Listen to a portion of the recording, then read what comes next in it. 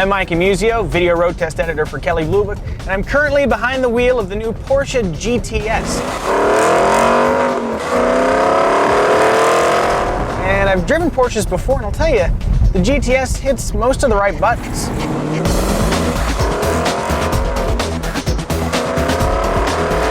Power comes from a naturally aspirated V8, putting out 405 horsepower, so 0 to 60 times are right about 5.7 seconds, which is on par with the Porsche Cayenne and the Porsche Boxster.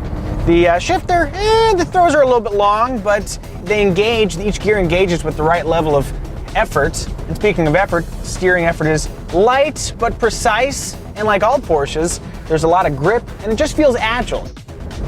Now you may have noticed we haven't shown you much of the exterior, just fleeting glimpses.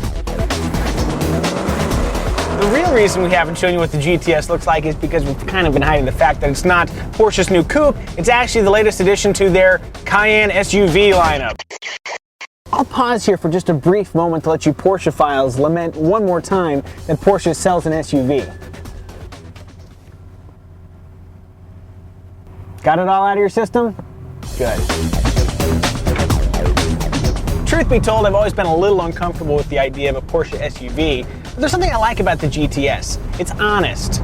Porsche bills the Cayenne GTS as an uncompromisingly sporty vehicle for the streets. And I like that. It gets rid of a lot of the off-road pretense that comes with the standard Cayenne. Because honestly, you weren't going to take your $97,000 Cayenne Turbo off-road, were you? With street performance in mind, the Cayenne GTS features a lowered stance, big 21-inch wheels, and a shorter final drive ratio, which improves acceleration. The GTS also looks different than the rest of the Porsche Cayenne lineup. It's got black window trim instead of chrome, it's got the body kit that's on the turbo model, except it doesn't have any of that black lower molding, and it's also got the aforementioned lowered stance. Sporty. Porsche's also tweaked the interior of the GTS a little bit. They've added some GTS logos just to remind you which of the Cayennes you bought.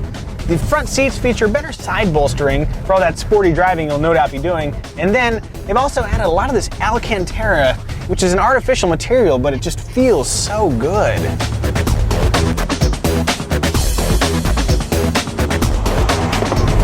Overall, the Cayenne GTS works pretty well as a performance SUV, but if you're really into on-road performance, wouldn't it make more sense to take the 71 grand you'd sink into this baby, add 2,000 to it, and buy yourself a base level 911 Carrera?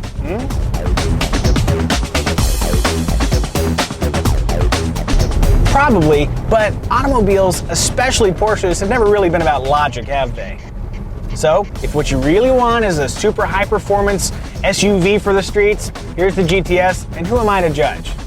That said, if you get one in Nordic gold, that's unforgivable. For more automotive news, please visit the latest news section of kbb.com.